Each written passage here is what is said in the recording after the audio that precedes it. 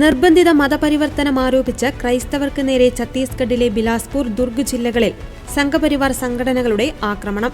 ബിലാസ്പൂരിലെ മാതാ ചൗര ചൌക്കിലെ ഒരു ഭവനത്തിൽ 300ഓളം ക്രൈസ്തവർ പ്രാർത്ഥനയ്ക്കായി ഒത്തുകൂടിയപ്പോഴായിരുന്നു പ്രതിഷേധവുമായി സംഘപരിവാർ സംഘടനകൾ എത്തിയതും ഏറ്റുമുട്ടലുണ്ടായതും.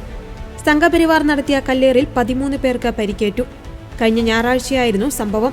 സ്ഥലത്തെത്തിയ പോലീസ് പക്ഷപാതപരമായി പെരുമാറുകയും 7 ക്രൈസ്തവ വിശ്വാസികൾക്ക് നേരെ മാത്രം കേസെടുക്കുകയും ചെയ്തു. കള്ളക്കേസ് പിൻവലിക്കണമെന്നാവശ്യപ്പെട്ട് 100ഓളം ക്രിസ്ത്യാനികൾ പോലീസ് സ്റ്റേഷൻ വളയുകയും ചെയ്തു. ഇതേസമയം ക്രൈസ്തവർക്കെതിരെ കടുത്ത നടപടി സ്വീകരിക്കണമെന്ന് ആവശ്യപ്പെട്ട് സംഘപരിവാർ സംഘടനകളും സ്റ്റേഷനു മുന്നിൽ പ്രതിഷേധവുമായി എത്തി.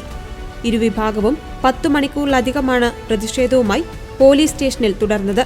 അതേസമയം പത്മനാഭ്പൂർ പോലീസ് സ്റ്റേഷൻ പരിധിയിലെ ജയിൽ റോഡിലെ ബഫ്ന മംഗലത്തിനടുത്തുള്ള ഒരു വീട്ടിൽ പ്രാർത്ഥനായോഗം നടക്കുന്നതിനിടെ വിശ്വ ഹിന്ദു പരിഷത്ത്, ബജ്രംഗ് ദൾ, ഹിന്ദു ജാഗരൺ മഞ്ച് എന്നിവയുടെ പ്രവർത്തകർ ഒരു പ്രാദേശിക പള്ളി വളഞ്ഞതോടെ ദുർഗിലും സ്ഥിതിഗതികൾ സംഘർഷഭരിതമായി.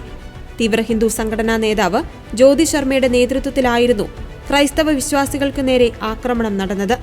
പ്രയർ ടവറിനു ചുറ്റും മുദ്രാവാക്യം വിളിക്കുകയും സുവിശേഷ പ്രവർത്തകരെ ആക്രമിക്കുകയും ചെയ്തു. മതപരിവർത്തന ആരോപണങ്ങൾ ക്രിസ്ത്യൻ നേതാക്കൾ ശക്തമായി തള്ളിക്കളഞ്ഞു. സ്ഥലത്തെത്തിയ പോലീസ് നീണ്ട വാദപ്രതിവാദങ്ങൾക്കൊടുവിൽ ആക്രമണം, ദുരുപയോഗം എന്നീ കുറ്റങ്ങൾ ചുമത്തി ഇരുവിഭാഗത്തിൽ നിന്നുമായി 2 പേരെ പോലീസ് കസ്റ്റഡിയിലെടുത്തു. ഇരുവരെയും പിന്നീട് ജാമ്യത്തിൽ വിട്ടയച്ചു.